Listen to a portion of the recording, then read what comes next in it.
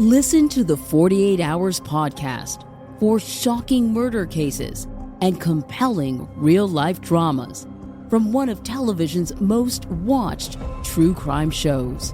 Go behind the scenes of each episode with award-winning CBS News correspondents and producers in Postmortem, a weekly deep dive. Listen to 48 Hours wherever you get your podcasts. Inspired by the life of the savvy and ambitious Colombian businesswoman Griselda Blanco comes a new Netflix original limited series. Griselda tells the story of a devoted mother who, with her lethal blend of charm and relentless savagery, creates one of the most powerful cartels in history. Witness Sofia Vergara's captivating transformation into the godmother of the underworld. Griselda, now streaming only on Netflix. Burn again, burn again, burn again, ABCs.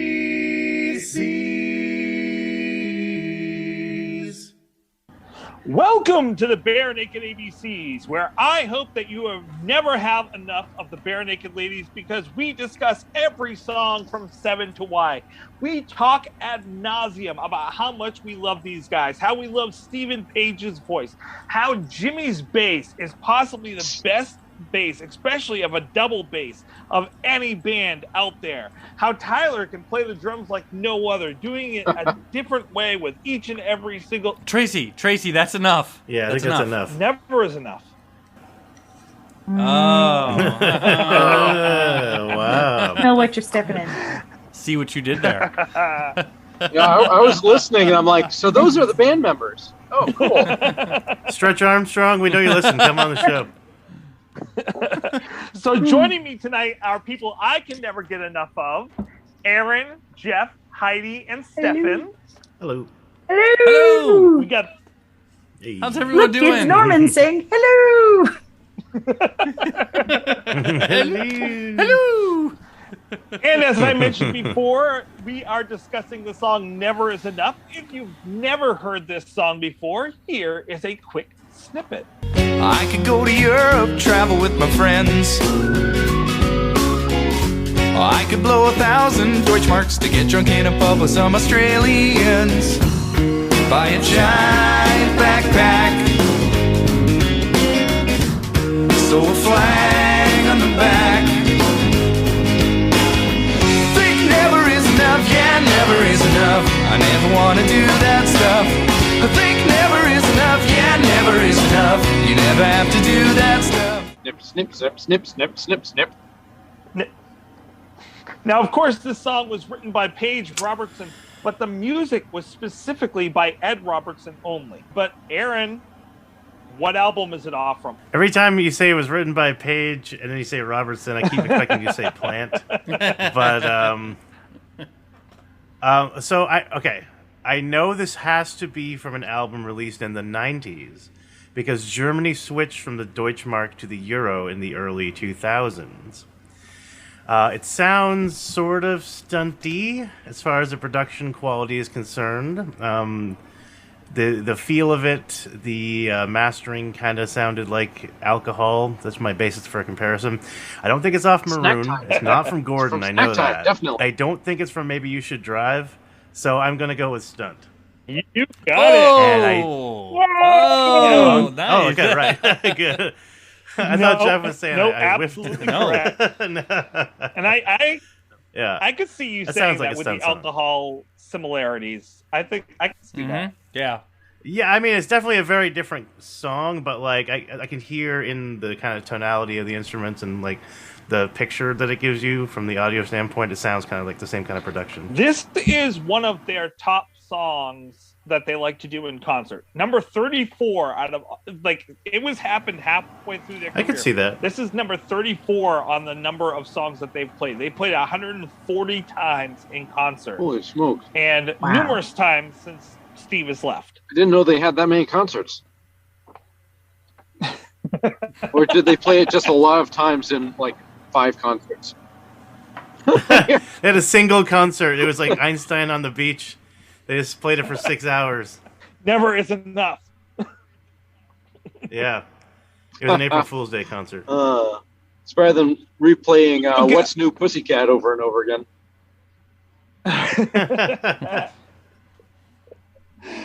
So, Aaron and Heidi, do you want to give us a breakdown on this song?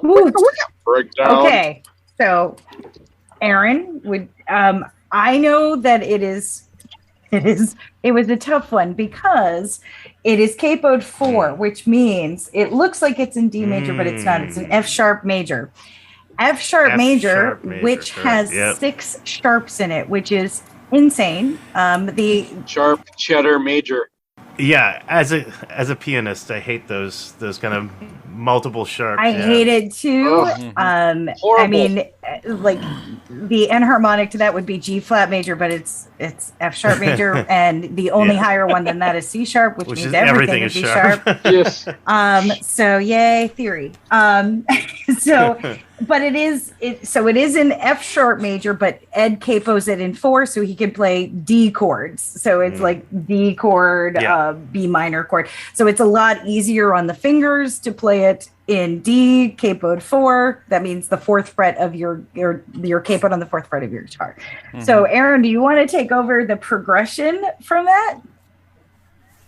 Sure, yeah. And can I say, Heidi, it's really nice to have your thoughts on this because I do play a little bit of guitar and bass, but I'm not very good, and I don't think in guitar and bass. I think in piano. So to hear you coming at it from more of a string perspective is really interesting to me. This was recorded at exactly 89 beats per minute, so they must have been using a click track metronome in the studio. So the chords, now I'm going at this from a very simplistic standpoint. You could argue that there are passing chords and other things. I'm just going to go for the meat and potatoes here. So if you want to embellish, go right ahead. But from my analysis, I can see that the intro and the verse, which I'll call the A section, very simple. It's F sharp to B, which is 1 to 4, back and forth, up and down, up and down. What I'm going to call the pre-chorus, which is sort of like transitioning into the chorus, is D sharp minor, which is your 6, to C sharp, the 5, and then G sharp, which is your 2. So you get a nice little 6, 5, 2, and then into the chorus, you have your back to F sharp, and then C sharp, which is your 5, and then B, your 4. So it's a classic 1, 5, 4. And that's pretty much, as far as the chords are concerned, all we've got. There are some, arguably some passing chords and things like that, but that's more or less where the song lives. Did you have anything you wanted to add to that? No, I think you've got it. It's a pretty classic progression, but the capo use, if you're playing on this on piano, it would be a lot more brutal. Yeah, I was thinking it. Kevin is going to be like, God damn you. I know. Well, and it's funny you mentioned the keyboards because I really like the keyboard work on this song. It's got that Dylan-y sort of like classic rock, and actually even more than Bob Dylan, it reminds me of the Wallflowers, Jacob Dylan's band. Oh, They've got a lot of really nice organ work, and it really reminds me of this actually, or vice versa. So as far as the form is concerned, you have your intro, which is your A section, verse 1A, pre-chorus B, verse 2A. I really like the little pause in the music here, and Tyler accenting Deutschmarks on the drums. Everyone just kind of pausing and hitting that. It makes it pop a little bit. Then you have your pre-chorus B, chorus C, verse 3A, pre-chorus B, chorus C. The bridge section, if you want to call it that, the world's your oyster shell. And we have this really cool little record scratching and keyboard solo. Now, I wanted to talk about this because what I find most perhaps interesting most about this, when you think about it, this is kind of like Bizarro Rage Against the Machine. Okay, I'm going somewhere with this. Stay with me. Stay with me. Rage Against the Machine makes very loud, very heavy music in which they rage against systemic oppression and use a guitar to make record scratch sounds. In this song, Bare Naked Ladies make a kind of soft rock music to complain about the mundanities of working or middle-class life, and then use record scratching where there might normally be a guitar solo. Just a thought I had. Not sure if that was intentional or not, but the timing would be about right, because Rage were pretty much like the most popular band in the world around that time, I think. So, yeah, you have then it ends with a chorus. So A, B, C, D, C. But yeah, it's very, very, it's more or less kind of a standard pop rock song, a little bit of that country influence from Ed. So did you say, Tracy, that the music was solely by Ed, and then the lyrics were Right. Ed and Steve?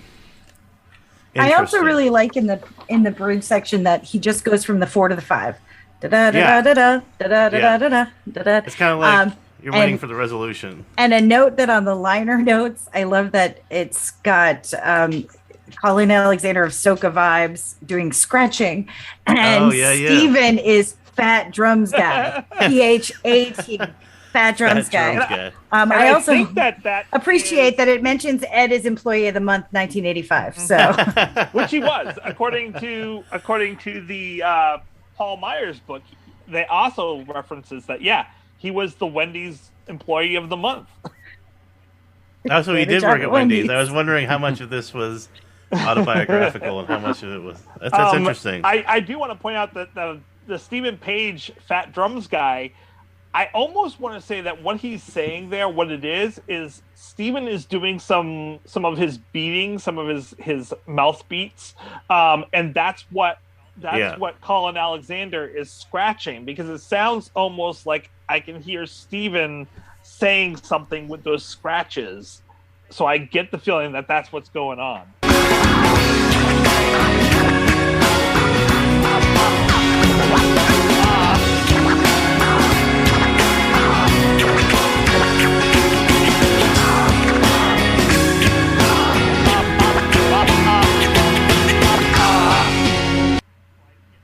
And I did reach out to Colin Alexander. I cannot find him. He is impossible to find. I even reached out to Susan Rogers and said, how do I get a hold of Colin Alexander? Oh, wow. She's like, I don't have access to him anymore in order to get more information on this. And I couldn't gather more information, unfortunately.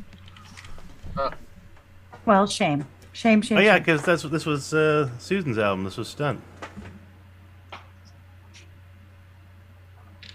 Very interesting. Yeah, great work. Oh, geez. I love the mixing and mastering on these songs. Sorry, guys. Sorry about the whole OG thing. I could get that. No. Janine, sorry about the bug eyes. I'll be in my office. No, well, there was a possum in the road. I almost hit it. Oh wow. Yeah. Oh, Was there a change to a minor key at the end of the verses, like where it goes to eating in the food court? No, but it felt like it changed because like the tone. Well, it goes, not a key change, but they are in minor chords. they're going to the minor six there, and so so it does shift you into a minor feel, but it's in the same key. It's just the minor and six. I like how it has that completely different feel from the rest of the song at that point. That shift was quite major. Yeah, it's a good transition. Ha! See what you did there. And the other thing is, I noticed this because I had it on my editing board the other day, and so when they kept almost all the same instruments equally on both the left and right side, except the acoustic guitar, which Ed played both the acoustic and electric on this song. The acoustic guitar is on the left-hand side, slightly louder than the side, and the electric guitar is slightly louder than on the other side, and it's not totally balanced like one side and the other. It is just I would say it's like 70-30 for the two different sides. Yeah, that's always an important part of mixing, is finding a space within the stereo space for everything, and making sure that because otherwise, especially when you've got like two guitars, for instance, they occupy the same range usually of the audio spectrum, so they can really easily clash with each other and create kind of a muddy sound. So you usually try and put one more or less on one side. You don't want to go 100% because then you end up with like the early stereo masters of the Beatles songs where you got Ringo's entire drum set banging in your right ear and John Lennon screaming in your left ear. No, I don't want to hear that no more. You've got to balance out these songs. I was just wondering what was happening. And I've never noticed it before until about the 100th time of listening to it this week, but Jim has a nice little lick that is running in the background, supporting Tyler the drum and bass the groove entirety block is really of good this in this. song. I like it. rhythm section props. I think musically it just sounds quite good.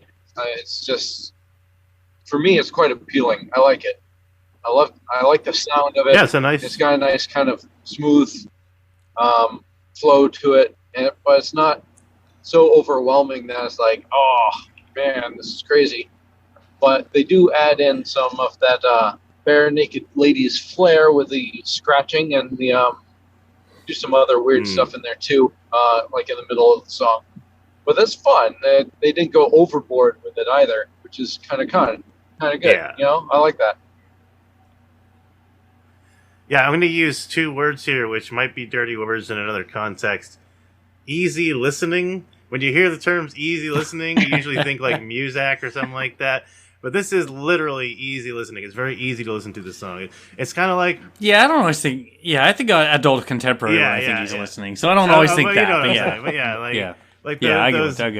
Before, now that's what I call music. They had those Engelbert Humperdinck compilation tapes they would sell. Sessions presents. So, like, I don't mean that when I say easy listening, but just in the same way that, like, light beers will say high drinkability. This is the high listenability. Very listenable, very easy to listen to. Yeah, and it doesn't get old. At least it didn't for me, you know, depending on how many times I listened to it. Like, you can just play it and have it running in the background, or you can enjoy kind of singing along with it.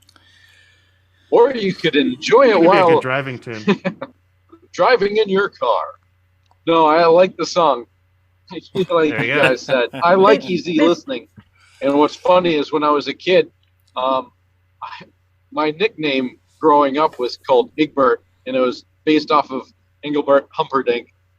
I don't know how I got Nice. I don't know how I got that nickname, but it stuck for some reason. So everybody would call me Egbert. I don't know.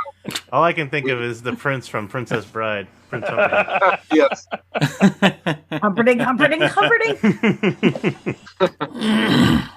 Inconceivable. Don't say that word. You have to have that little... I do not think it means what you think it means. lateral lips. What did you guys think of the Bathroom Sessions version? Shitty. Get it? Bathroom. Wow. Savage. How do you really feel? I was just trying to relate something with the bathroom. I see what you did there. There we go. Sorry, everybody, for using the S word. And I should have bathroom said session crappy. is fine. Crappy. So that Tracy can splice this in. Crappy. Fine. Yeah, I think fine is a good one for it. It definitely would not be my choice of the two. I think Ed's voice with just a guitar is always kind of nice, and I think it's a really good litmus test to see how the song kind of stands on its own. And this song does hold up, but I do vastly prefer the studio version, mostly because of the keyboards and the vocal harmonies and everything you don't get. Yeah, me otherwise. too. Well, and the chorus,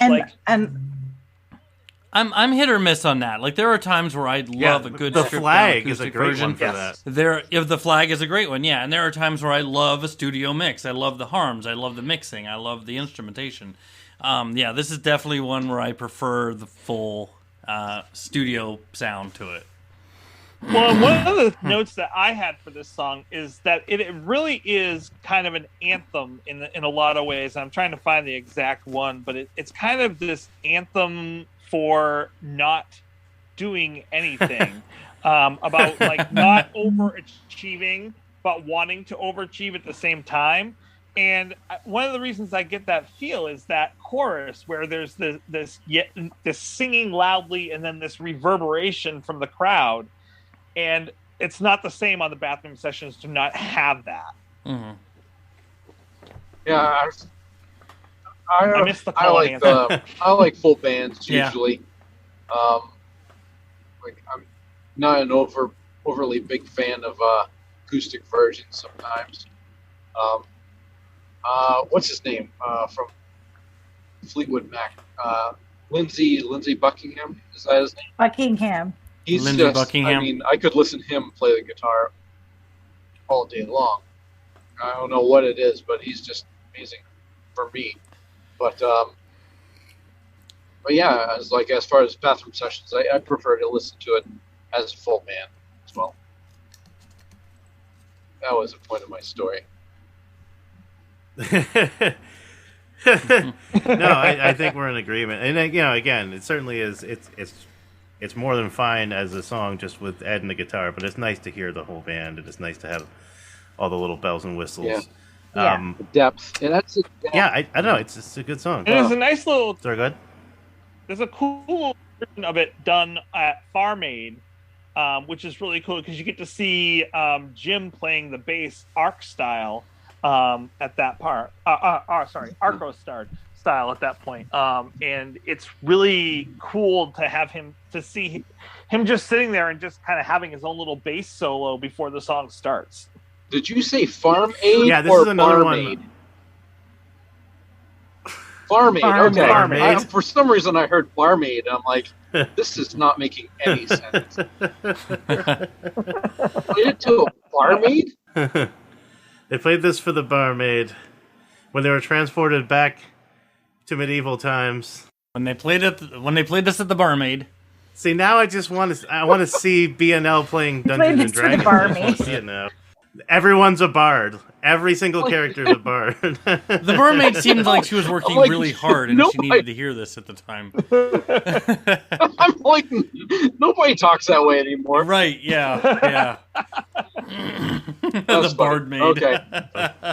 Well, I was just gonna say, why don't we talk about what this song's about? Let's talk about the lyrics a little bit. So I think it's important about never to doing put enough. this song into context. The very first line is questioning, the value of college, which I'm going to say ahead of its time. I think in the 90s, we were still very firmly entrenched in the you have to go to college to be successful mindset. Yep. And then over the past couple of decades, we've seen kind of a pull away from that as college gets more and more expensive and degrees get more and more.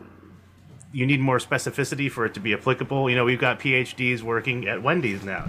So I think that there's some real timeliness to this song, and it kind of was very prescient. Well, and I think that you bring up a good point, which I think this song dates itself in some ways, in that I think that people misunderstand it listening to it today, versus if you listen to it with a 90s and early 2000s type cultural aspect, in that the things that they're singing about in the song at that time, those were the cliche trope lifestyles. Right. Everyone goes in backpacks going around Europe. Exactly. And those were all the tropes of what you have to do if you were cultured at that time. And he's like, I don't need to be cultured. I am who I am. And I like this anthem of being who you are and just accepting who you are. What? Well, and the darkness going a step further is that even if you do all that stuff, it doesn't mean you're going to get anything. Like the bridge basically says the world is your oyster, but you could take the bite out of it and end up with salmonella. You could go to college, and if I work real hard, I'll be mowing your backyard or end up as a Wendy. I think they're saying that too. Like, you could put everything in all this and then look back and say, why did I do all that? Like, what was the point? Yeah, no, very much. I think that's probably, if I had to guess, it would be Stephen Page's contribution to the lyrics. The existential dread. I mean, I've heard a little bit of it coming from Ed, but it seems to be like 90-10 Stephen Ed split on the existential dread front. I think sometimes Steve is known for those like dark kind of puns and rhyme schemes that you hear. You hear a little more of that. I mean, I definitely hear a lot of Ed in the chorus. Another thing... Sorry, go ahead. I didn't know you're done. No, that's fine. I was just going to say, another thing I noticed that might have been very prescient ahead of its time was the lyric, buy a giant backpack, sew a flag on the back. I've heard about Canadians and some clever Americans displaying Canadian flags when they travel, as they suspect they will be better received and treated by locals. I heard about this mostly during the Bush years, but this would have been during the Clinton years when it was released. So I don't know if this was, maybe the practice predates that, but that's when I heard about it. It does. Well, what they're referring to, at least, because this is like when Steph and I were going to college, is that like that was the thing to do, was like you would travel Europe, and as you went around to all these different countries, you'd collect this. Oh, so you collect the flags. Closest I've been is Sew drinking around the world at Epcot with the passport. I mean, backpacking is more definitely a European thing, in which England, being a member of the Commonwealth, was a major part in that tradition of backpacking around Europe. Right. And you would stitch your country's flag on the back so that it was kind of a talking point and an identifier. In Canada, being a part of the Commonwealth, it has a lot of the similar viewpoints as Britain. So a lot of Canadians would partake in the traveling around either United States or even Europe as kind of a coming of age trip before college. Did anyone here backpack around Europe? Dead silence after that. Fantastic. I would love to have. Certainly. I still love to. Maybe then someday. I saw the movie Hostel, and I was like, yeah, I'm good. I think that's ruined it for us now. I think that Hostel just kind of ruined any of that for people. Well, I think it's hilarious that you brought that up when Jeff left the room. I know, right? Jeff leaves the room. We go to the horror. We're pulling out the horror references without Jeff here. It's a shame. There's tons of hostels in Europe, and that's how you would do it. Oh yeah. As far as hostels here in America, far and few between, except in major cities. Plenty of hostile people, but not a lot of hostels. Well, you just missed the hostel reference. Oh, Jeff, you missed the hostel reference. Did I miss the hostel reference? Around Europe. We were talking about Europe. Yeah, okay, yeah. And that's kind of ruined it for people.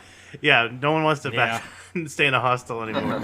No, not with hostel. Yeah. So, now, do you guys think that Ed and Steven are crapping on overachievers? No.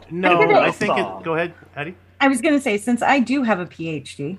Oh yeah, please. And I was like, so every time that line comes up, I'm like, yeah, that could I was wondering if I was going to get a job with that. I figured I would eventually, and I'm like many of us, we did the college track. It was the mid 90s, or early 90s. That's what you do, right? You did. And, and I teach college students now. And so, some of them start off and they never finish, and they, drop out early because they're not ready, or they were pushed into the college mindset, and they're not prepared for college. I feel like students are less and less prepared for college. So this is, I think, even more timely. Boy, this was forward thinking. Absolutely. Like we already said, because then students are dropping out, and then what are they doing? They're left with maybe a year of some classes, most of which they failed, under their belt. And now they're, well, I guess I can mow your backyard. And and I did have a friend that backpacked through Europe her junior year of college, because that was, again, a thing to do. It wasn't my thing to do. But I also worked retail in the summers, and, Me too. Ate in the food court and watched the old people walking the Mall of New Hampshire in Manchester. And it was like they would walk. And I took pictures at Sears in the Nashua Mall. And that was brutal. That was horrible. So all of these things that you're like, yeah, did you really want to do that just to end up with nothing? Or I love that. You get your PhD, how happy you will be when you get a job at Wendy's. And I was like, oh. So... yeah, I mean, I think... And to me, that was my fear. So this album came out when I was when I was just leaving my undergrad and going into my graduate school. And this really was a huge album for me during grad school. And even though I was in college, and this was pretty ironic listening to this while I was in the middle of writing my thesis and stuff like that. Don't you think? I felt like this was my greatest fear. My greatest fear was that I was going to not succeed after I finished college, that I would end up working at Wendy's after I put all that effort in. Like me. And that's that. I think that was a real fear for a lot of people. But I don't think that Ed is trying to trash on people that that's the case. No. I think he's trying to actually tell them, hey. Right. All these things that people tell you don't you necessarily have to do. have to. That's not you. You don't. It's a nonconformity song. Go ahead. Right. I had two really good friends when I was in college in my undergrad, and we were all Bachelor of Music Ed majors. And it was now they've been married now since then, the early 90s, and they got out with their music ed degree, student taught and everything, and then both worked in computers and didn't ever teach. Did nothing with that degree, nothing. And I'm thinking about like many people that will go through those entire programs and then do nothing with that. Yeah. That's related to that. I'm And one. it's like, well, why did you wait? Like you wasted. So I tell my students all the time now, I'm like, if they want to switch, I'm like, I'm not going to be offended if you don't want to do music ed anymore. If you want to do music therapy or if you want to go into business, like this is your life, not my life. I'll be sad because I like having you around and I think you're a good student or whatever. But this is about your choices. It's too early. I mean, who really knows what they want to do when they're 18, 19 years old? Yeah. I didn't. I had no clue. It's like that Baz Luhrmann plus, song. like in high school, like... they don't have a career education class where it's like they break down all the careers that are out there.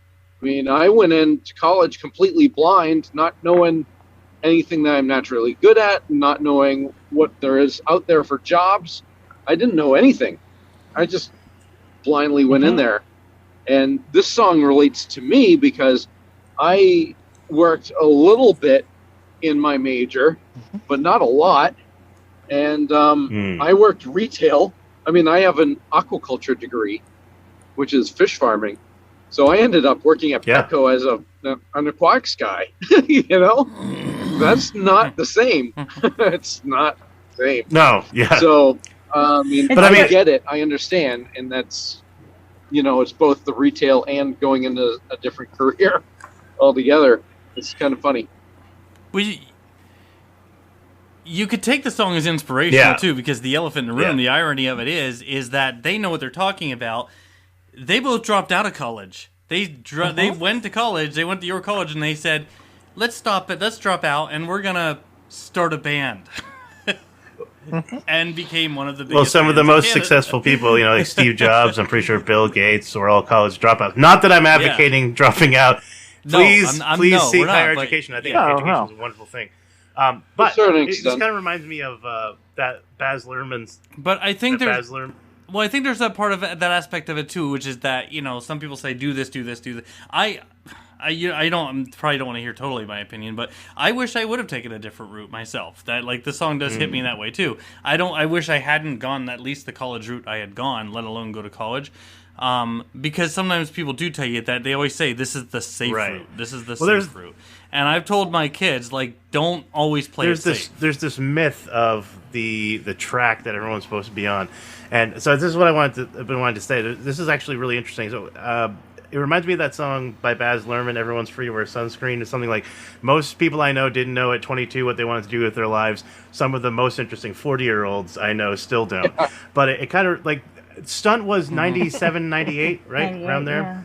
Yeah. So interestingly enough, 1999 was one of my favorite years for film. I bet you partied. 3 movies come to mind immediately, which are Fight Club, Office Space, and American Beauty. And they have a similar theme of this idea that this expected life track that everyone's supposed to be on might not be satisfying.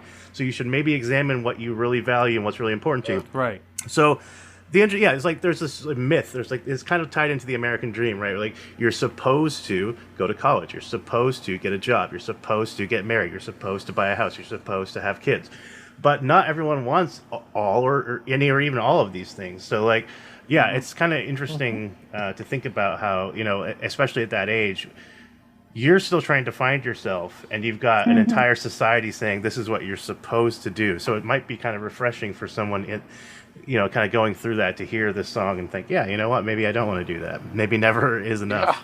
Yeah. And it's true because, I was that person that knew exactly what I wanted to be and did that, right, but it was a series of check boxes, Aaron. You're correct. You're absolutely right. I went into college in 92 and got the degree, check, got married, check, got my first job, check, a real job in the field that I actually graduated for, and then had my first baby, check. It was just a series of checks, got my master's, check.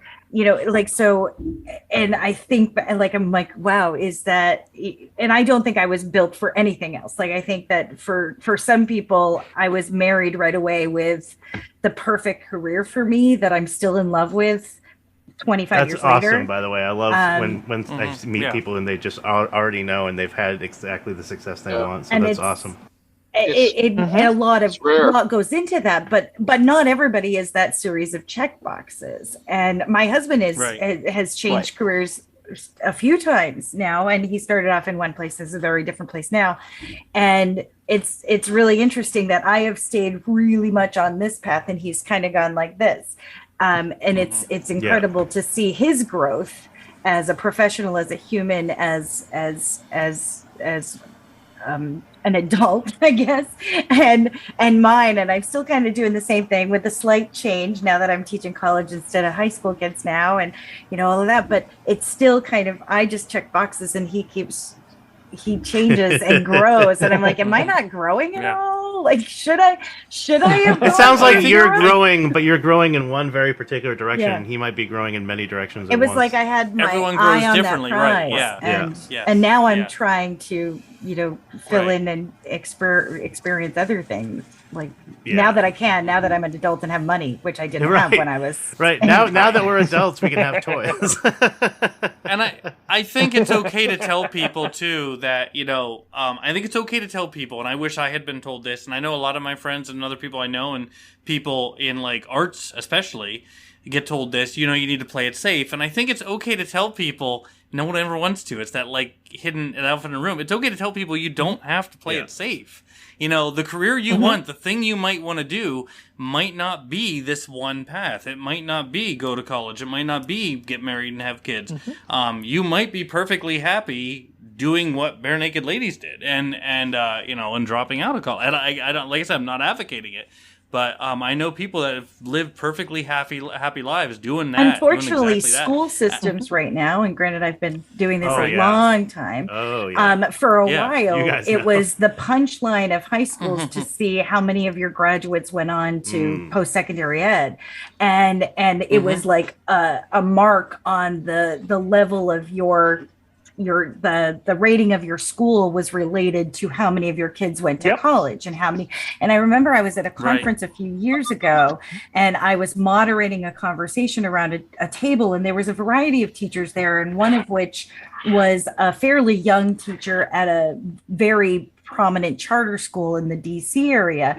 And he made it very clear that their mission was that 100% of their students would go to college. And I said, well, I disagree with that, because I know now, teaching college, and I've taught college for a while now, even as an adjunct before, some of our kids just shouldn't be there, and they're wasting money, and then they're dropping out and they're failing classes because they're not mentally or academically prepared for that. So we're remediating at a level like never before, because the students feel like it's the box on their checklist that they need to do. Whereas some of them don't have that support, etc. So it doesn't mesh up, probably doesn't mesh up with what their interests lie in as well. Right. So, I mean, and what they're naturally good at. Exactly. We need blue collar people out there. Yeah. I mean, we've not only that, but we've got a major shortage of people who will work with their hands. And that's like big needed. How do you define success? Right? Yeah. Like, it's different for everyone. There's society's accepted checkbox level of success, but there's also like, for me, for the longest time, I would have told you, and in a way, I'd still say this. Now I'm on my way to becoming a homeowner. I've got financial obligations, but like, for the longest time, if you had asked me, what do I want, what I need to be happy, and I could say, if I could just make a living, I don't need to be a rock star, but if I could just make a living being a musician, I'd be super happy. Right. I don't need to be rich or whatever. Yeah. So that would have been success for me, So it's a different definition for everyone, I think. Well, and I think we. Well, and that's the thing is, like, for me, college was important. And like, I like that this song came out when it did, because it really made me sit there. And the great thing about the song is it made me question, like, is this the right path? And at that time, like, the answer was yes. But the fact that it made me question that, and it made me go, you know what? you need to make the path that's right for you and choose the right path. For me, it was college, but for my brothers are like, they work in a bank. One of them works as an electrician, and they're happy doing that. And they enjoy that type of work. Right. And great, perfect. If that's what they enjoy doing, and they didn't have to go to college to do that line of work, they went to a community college to do that line of work. Nothing wrong with that. Right, absolutely, they actually make more money than I do, but they're happy with their work, and I think that's what the song is saying. Is like, you know what? Anyone telling you have to take a certain path is wrong. Right. You have to take the path that makes you happy. Because everybody is different. The path that you might want might not follow this exact route, and you should follow the path that's going to work for you. And we're also kind of that, right. Well, I think also we over accept students into college now too. We're over accepting. We're because colleges are. We were just talking today. We're going through a huge transition in Vermont where we're merging more institutions together, and including the community college, which does not want to be called the university, which is what they're now trying to put that in. That it's, instead of the Vermont Technical College, they're going to call it Vermont State University. And they're like, no, because we don't want students that want a technical education to think that it's a university. Right. But colleges are desperate now to get numbers back up because there are so many avenues for students to get credentials, degrees, go into programs that are technical, or like, and so we're over accepting. We've been over accepting for a while. It used to be, you had to be prepared for a level of rigor. And now it's like, well, we'll just let as many in as can. And we know that many of those are going to drop because they can't, they're not able to do it. So, and then to turn kids off from a technical by renaming it a university is really going to be a problem, because those kids are looking for a certain experience as well. And to go to another quick point is, I firmly, I hate it whenever, like, I don't care if you're flipping burgers at Wendy's. If you love that, then do it, and do it well. Whatever you choose to do, do it and love it. If you don't love it anymore, get out of it. I hate teachers that have been in the profession too long. It's kind of my soapbox that if you don't like it anymore, then don't do it. You're doing a disservice to everybody. Right. And it's like going anywhere. Like, in the service industry is very hard, but if you hate the job, then find something that fills you up or makes you a happy person. Because what's the problem with so many angry people? To quote another song. Right. Well, and along that line, if you know that you're not happy and something's making you miserable and you're not enjoying it, then change it. Life is short. You have to do what makes you happy. I mean, imagine if the Bare Naked Ladies, if Steve and Ed would have finished college, would there have been a Bare Naked Ladies? They said in freshman year, no, let's do the band. That was their choice. That was the path that worked for them. They have a band, and they've been hugely successful doing it. So, and I think that's okay to tell people. Did they set up the band? And did they set up the band for just the sake of setting it up, or did they have an intention of having auditions and tryouts to pull a band together that would be successful? No, it was a lark. Business principle kind of. No, it was complete lark. So, to be honest, it was just, they took a leap in the dark, basically, is what they did. Ed had a band. He had it set up for them to have a show at a concert, and then his band fell apart, and he knew Steve, and he's like, hey Steve, literally a couple days from now I have a concert that I'm supposed to be playing, and I don't have a band. Do you want to come and do this with me? And that's how it started. And then they started gathering people, they gathered the Kriegans at a concert, and they were like, oh yeah, come up on stage. Literally, they told them, come up on stage and play with us, because Ed had experience playing with them in the past. And then, Tyler forced his way into the band. And then I think this is a really important part too. Yeah, Ed and Steve decided that this was the direction that their lives should go. But I also want to point out that Andy decided that no, it wasn't the direction that his life should go. He should go to college. He wanted to finish, and he wanted to go a different direction. And I think that is just as important.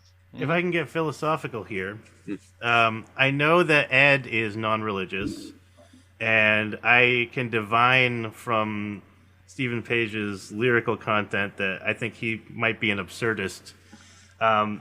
So I wonder how much this is sort of like espousing absurdism or existentialism, or what I would call like a positive existentialism, meaning that like you can say, well, there's no such thing as fate or destiny or a plan, a cosmic plan, but that's not necessarily such a bad thing. What that means is we're all the authors of our own story. It gives you the freedom to define yourself. Right. I agree. Yeah. Yes. Well, and sometimes it takes not knowing exactly what you're doing and taking a break for a while to figure out really what you want to do and who you are and what you want to be. And I think we push some people so fast into making those decisions that they never truly figure it out. And that's why they have those breakdowns in their 30s or 40s, and they end up like moving home and living in their parents' basement. And it's like, they feel like there's been so much time wasted. So I think you're absolutely right. And sometimes you just don't know what your passion is until you actually take the time to figure that out. And I don't think there's a right or a wrong answer. I think whatever path is going to be the one that's going to work for you and makes you happy, that's the one you should be on, not what someone else says you should be on. Right. And have you guys seen the and that most likely will change. And it could very well change. Yeah, right. Very much. Yeah. Have you guys seen the movie Soul? Disney's Soul. This conversation is kind of reminding me of that movie a little bit. Yeah. Yeah. Soul actually made me cry because of what it is. Oh, yes, man. yes. What Soul is makes me. It's a Disney movie for adults in a lot of ways. I didn't think it was very good. Really speaks to middle-aged people. I thought it was blah. Yeah, I was watching my kids for it, and they're like, and I'm like sitting here weeping. I'm like, oh my god, this movie. Yeah, it does. Man. Do you have any? I have to agree with you, Stefan. You're not a Soul fan, Tracy? Yeah. Wow. I thought it was subpar and average. Hard disagree. Yeah, it didn't really affect me. Luca, agree to disagree. Affected me much more. Do we have any favorite lyrics? It affects I do want to bring differently. I wanted to bring out something that I think is important with this song is the return of Ed's fast singing or cramming words into like too many syllables into a space, but it still works. It's not as like the word like what pronounced as something like postcards, but yeah. Or 1 week, like it's not like. It's not at 1 week level, but like the Deutschmark line, I really like he's that. fitting too many syllables in there. But it's a nice little embellishment. I love the way he articulates. This is one of my favorite Happy Ed songs. Yes. Like I call it my Happy Ed songs because it just makes me feel like a Muppet, which I do often. I'm just always like when I'm in my car. But I can go to Europe, travel with my friends. Oh, I you're just right. Kind of moving right along. I can blow 1,000 Deutschmarks and to get jumping in a pub with Australians. I love the way he brings that out. Australians. That's my favorite lyric. Is I could go to Europe, travel with my friends. I could blow 1,000 Deutschmarks to get drunk in a pub with some Australians. Australians. So the stereotype is you'll always find. But he runs through all those words so much first, like to get to that one that he pulls out Australians and accentuates it. He runs all the words. But the stereotype is wherever you go, you'll always find Australian travelers. Australians seem to love traveling, a quality which I share. This made me laugh because when my fiance and I traveled to Japan, we visited this obscure izakaya, which I put a lot of research in to find and make a reservation for. Very small place. There were like 4 tables. Kind of a well-kept secret, and we made friends with the table of very gregarious Australians next to us. I had this great picture of me with them. Japan is like a lot of these pubs offer what they call nomi hodai, which is all you can drink. So many beverages were imbibed. It was a great night. Well, and the Australians always seem to be very the gregarious, ones that you want to hang out with in the pub. Yeah, Norwegians wouldn't work to get drinking with pub with some Norwegians. Norwegians. I guess that would work. But Germans would not work. No. Everything sounds angry when you say it in German. German. Butterfly in German is Schmetterling. Again, Australia is a part of the Commonwealth too. So we're coming back to the Australia is Commonwealth. part of the Britain, Commonwealth. Canada, Australia, traveling between England and Australia, and it's all a part of the Commonwealth. There's 3 countries: England, Australia, and Canada that are really connected in that way. So it makes sense for them to be able to freely travel amongst those countries. Jeff, did you have a favorite line? I kind of jumped on Aaron's question. No. I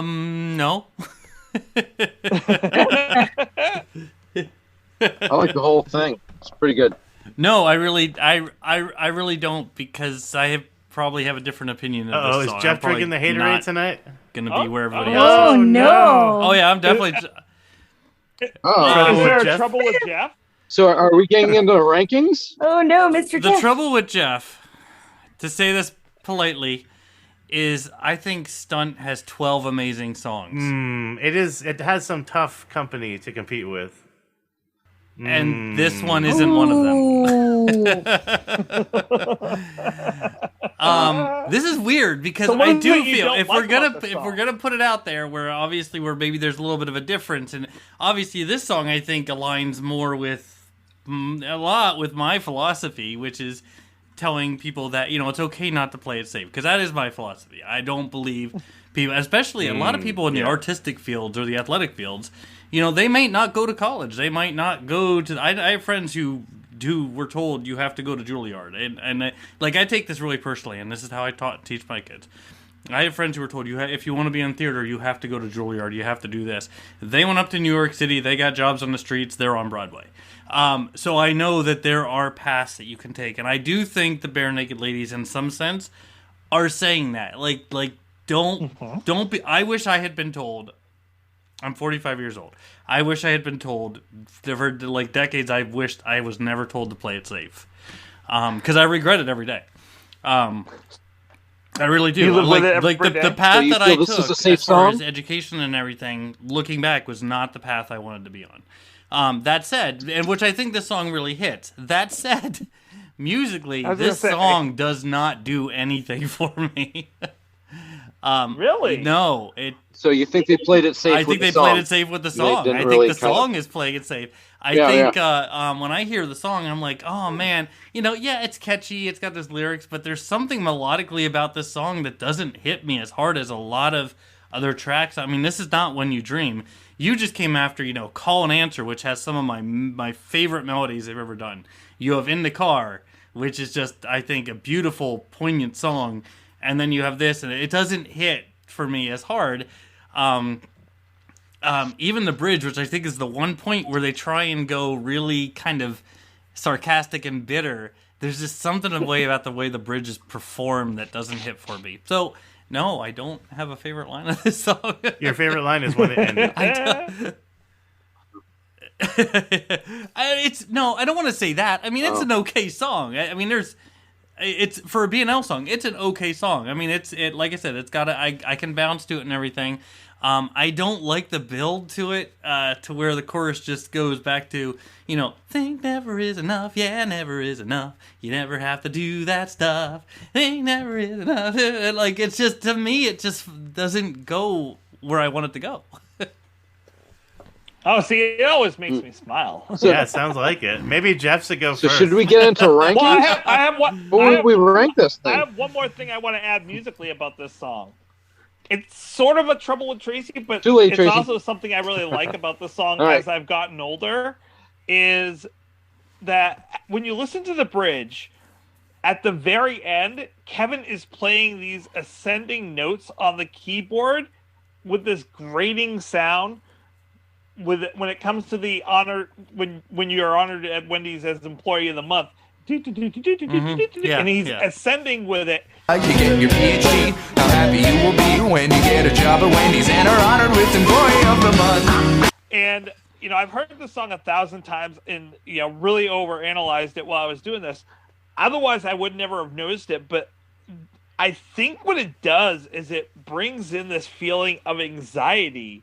And that's the point in the song where I think, like, for me, that was my anxiety as well, was that I would never achieve what I was going for. That I would finish this degree and then not know where to go with it or what to do with it, and then end up like working at Wendy's or something like that. And so, as much as I listen to it now, and because I'm happy with where I am, it doesn't match with me. I think the reason I liked it back then, and I didn't even notice it back then, is that it was bringing me anxiety at this moment in the song that I was most anxious about. And it fit for me back then. It just doesn't fit for me now. Mm-hmm. Poignant. I want poignant. to point out, like, claps to either Ed or Steve for putting the word bivalve into a song. I mean, that's good. I'll give salmonella. I can always find something good in a song. That's And salmonella. Yeah. And Australians. Yeah. The Simpsons did it.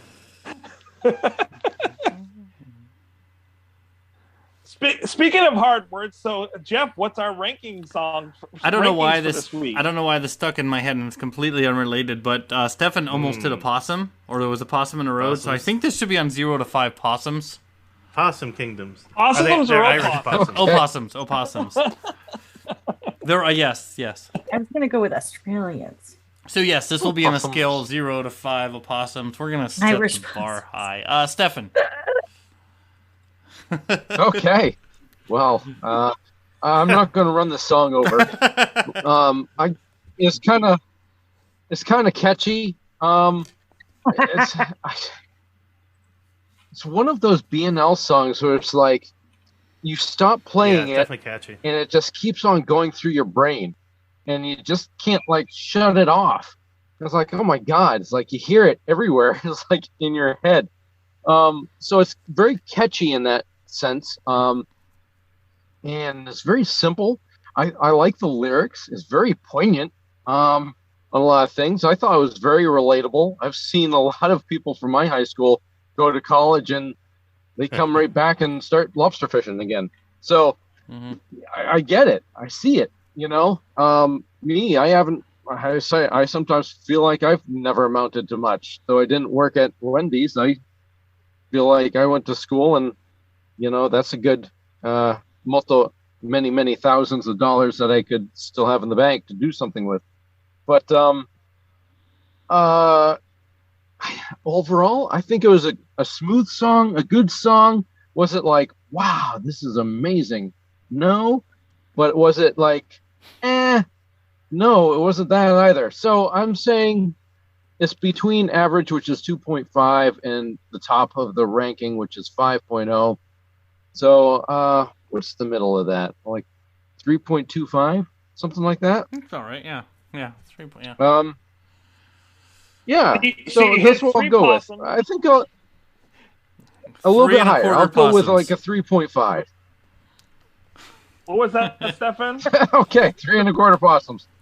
Awesome 3 1/4 possums. You guys are awesome. Awesome possums. You ran over 3 opossums, and then you ran over the tail of the other one. It should be on a scale of 0 to 5 Awesome awesome possums. possums. Okay. We don't want to When I hit think the about awesome it. possums. Yeah, it's pretty. We don't really hit any possums, honestly. Awesome No, possums. that's true.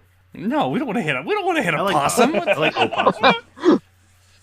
Oh, yeah, possum. Yeah, I like it. Yeah. Well, I must have hit Aaron. the other 3/4 of that possum that Stefan did. It's really good. I kind of want to put it up to the 4s, but I just can't quite. I think it would have been a 3.5, 3.6, just of its own accord. But the lyrical content and the message, I think, pushed it up a little bit more for me. So it's this might be one that I revisit. It's definitely going to stick in my head. I'll probably come back and listen to it.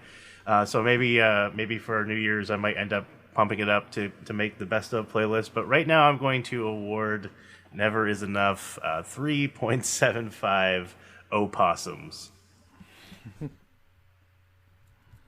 Okay. Opossum, my possum. All right, I'll go. Possums. Oh, possum, my possum. Oh, possum, my possum. Wait, just make sure you get the part of that. Yeah. Possum, You know Hard to what say. though, Aaron? It's true. Yeah, I might revisit this one later too. I mean, maybe this is a mindset thing too. Maybe it's just where you are in your headset. And maybe I'm in a headset today where there's a lot hitting, and maybe because lyrically I do like the song. I love the message of the song. Like, don't get me wrong. I think it's funny and catchy, and I think it's sending a message I can relate to. For me, the song that never has hit from the days of I bought Stunt till now is musically something about this song does not work for me the way I would hope it would. I don't know if it's something about the melodical structure of it, the arrangement of it. The chorus, I feel, goes really simplistic given what has just... I know I always say don't rate it based on the album. I know I always say that. It's hard, though, and I always know where it falls in the album and where I am at that, like the mindset I'm at this point of the album, and I'm like, ugh, and then this song comes on, and I'm like, so like you've just done Call and Answer and In the Car, and you're like, ugh, and so which are two of my favorite BNL songs. So that might be playing a role too here. So I gotta go. I mean, it's a good song. Like, don't get me wrong. It absolutely is a good song. Would I put it on my playlist? I don't. Would not probably do that. So I'm gonna give it 2.7. I have some homework for you between now and New Year's. I want you to listen to Silver Ball in its entirety, and then listen to Never Is Enough. Okay, all right. So like, is that like eating the ginger when you're eating sushi? The palate cleanser. If I listen to Silver Ball, I'll return. Yeah, maybe that might work. Heidi. So this is again my Happy Ed Muppet song, and I love the flow of this. I love the chorus. I think it's fun, even though it goes against my my trajectory in life, and that the PhD line always makes me laugh now. But I think it would be on my playlist because I like the upbeat, happy stuff as much as I like it all. So I can't really say that. I'm going to give it I'm going to give it a 4.2. Ooh, nice. It's up there for me. Tracy. Fantastic. By the way, if this is your cool. first BNL episode, I'm usually a very high ranker. I just want everyone to know that. I'm usually a really high ranker. It's rare that I drink the Haterade, so I just want It's rare when Jeff's drinking the Haterade.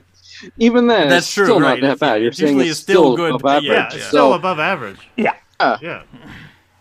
So I think that Kevin's keys and Jim's bass, Tyler's drums really make this song rock enough for me. Like, I really get the feeling that Ed's kind of doing a country-esque type thing here with his acoustic, but I love all the other rock aspects of this. To me, this is just a chilling song, and like I can really get into it. And then we get to the chorus, and I could just picture me and my friends unironically just yelling out this song and enjoying it while we're going for our master's degree and playing pool, and this song is the next one on the album, and this one and Alcohol is really what I think of when I think of grad school. And to that point, I really feel like the song is almost like an anthem to that part of my life. So I'm going to give it a 4.4. I think I just figured out my problem. Whoa. I think you just solved my problem because you said this would be the chorus that you would sing while singing that. But see, I'm a huge Alice Cooper fan, so I feel like School's Out is the song that says the same message for me, and that's the song that I would crank. And I think another brick in the wall. I think if the song is going to be like a dissing school song in a way, I want it to rock. I want it to rock hard. I want a demon horns rolling down the road. Maybe that's what it is. I don't know.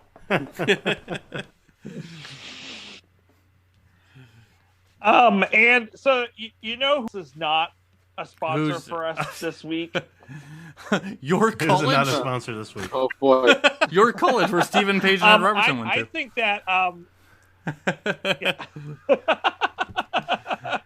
Juilliard is definitely not a sponsor. I think that New Kids on the Block are definitely not going to sponsor us. Why not? I think that's fair to say. Aww. I think That's they're too not going to bad. give us any money, and I don't think they will next week either when we discuss their song. Oh. Aww. Oh. They just don't have the right stuff or the white stuff. Also, Andy Cregan is not going to sponsor us, but you know what? He just released his new album, and I recommend everyone go out there. Even though he's not giving us any money for this, I recommend that everyone go out and buy Andy Work 4. I think it is totally worth it. I bought it. I just did the other day. It is amazing. It is a soundscape and a beautiful listen. It's very, very interesting. There's some very interesting stuff in there. And it's completely different than Andy Work 3. Or Hostel Part 2. Like. Very different. So yeah, come back next week and listen to us talk about New Kid on the All Block. right. All righty. Thanks, that was fun. Don't forget, no regrets, except maybe one. To celebrate joining Pantheon Podcasts, Rock Camp, the podcast, the official podcast of Rock and Roll Fantasy Camp, is giving away a guitar signed by Mike Portnoy of Dream Theater, Marty Friedman, formerly of Megadeth, and legendary shredder Zakk Wylde, plus our rockstar counselors like Vinny Appice, Monty Pittman, and more. To enter to win, simply follow, rate, and review our podcast on your preferred platform, and that's all you have to do. For more information, go to rockcamp.com/podcast.